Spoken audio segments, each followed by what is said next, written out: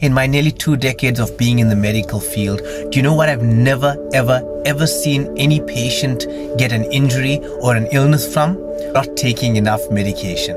I've never seen someone become diabetic because they didn't take insulin or glucophage. I've never seen someone develop heart disease because they didn't take statins. I've never seen someone develop back pain because they didn't take anti-inflammatories. Very often when I ask a client, how are you managing your pain? How are you managing your metabolic health? Say that they're on medication. Medication is linked to illness, not to wellness. Now, I'm not saying that if you're on any chronic medication or any medication that you've been prescribed, that you stop. I'm saying that we need to focus on what created these issues in the first place, on the cause.